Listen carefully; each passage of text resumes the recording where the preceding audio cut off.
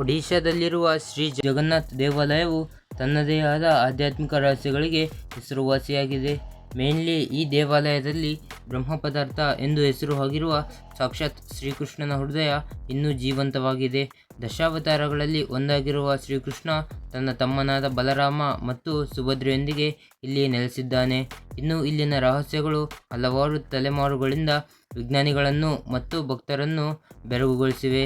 ಅದರಲ್ಲಿ ಮೊದಲನೆಯದು ಶ್ರೀ ಜಗನ್ನಾಥ ದೇವಾಲಯದ ಮೇಲಿರುವ ಧ್ವಜ. ಸಾಮಾನ್ಯವಾಗಿ ಧ್ವಜಗಳು ಗಾಳಿ ಬೀಸುವ ದಿಕ್ಕಿಗೆ ಹಾರುತ್ತವೆ, ಆದರೆ ಜಗನ್ನಾಥ ದೇವಾಲಯದ ಮೇಲಿರುವ ಜೆಂಡವು ಯಾವಾಗಲೂ ಗಾಳಿ ಬೀಸುವ ದಿಕ್ಕಿಗೆ ವಿರುದ್ಧವಾಗಿ ಹಾರುತ್ತದೆ. ಇನ್ನೂ ಆಶ್ಚರ್ಯಕರವಾದ ಸಂಗತಿಯೆಂದರೆ ಕಳೆದ 8,000 ವರ್ಷಗಳಿಂದ ಪ್ರತಿದಿನ ಈ ಧ್ವಜವನ್ನು ಸುಮಾರು 214 ಅಡಿ ಎತ್ತರ ಇರುವ ಗೋಪುರದ ಮೇಲೆ ಹೊಸ ಧ್ವಜವನ್ನು ಹಾಕಬೇಕು.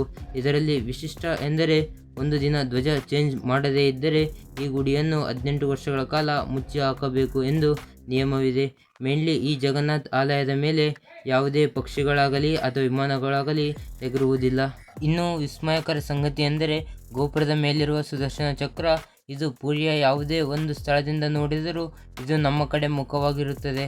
ಇನ್ನೊಂದು ಮುಖ್ಯ ಅಂಶವೇನೆಂದರೆ ಬ್ರಹ್ಮ ಪದಾರ್ಥ ಎಂದು ಕರೆಯುವ ಸಾಕ್ಷಾತ್ ಶ್ರೀಕೃಷ್ಣನ ಹೃದಯ. ಪ್ರತಿ 12 ವರ್ಷಕ್ಕೊಮ್ಮೆ ಒಂದು ವಿಗ್ರಹದಿಂದ ಮತ್ತೊಂದು ವಿಗ್ರಹಕ್ಕೆ ಮಾರ್ಪಾಡು ಮಾಡಲಾಗುತ್ತದೆ.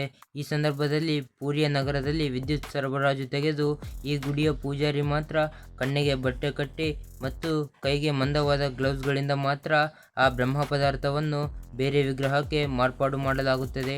ಹೀಗೆ ಸೈನ್ಸ್ಗೆ ಕೂಡ ಅಂತು ಸಿಗದ ಹಲವಾರು ರಹಸ್ಯಗಳಿಂದ ಸಾಕ್ಷಾತ್ ಶ್ರೀಕೃಷ್ಣನೇ ಇಲ್ಲಿ ಸಜೀವವಾಗಿದ್ದಾನೆ ಎಂದು ಹೇಳಬಹುದು. ದೇಶದ ಮೂಲೆ ಮೂಲೆಯಿಂದ ಭಕ್ತರನ್ನು ಆಕರ್ಷಿಸುತ್ತಿರುವ ಈ ಟೆಂಪಲ್ ಸಾಕಷ್ಟು ಪ್ರಸಿದ್ಧಿಯಾಗಿದೆ.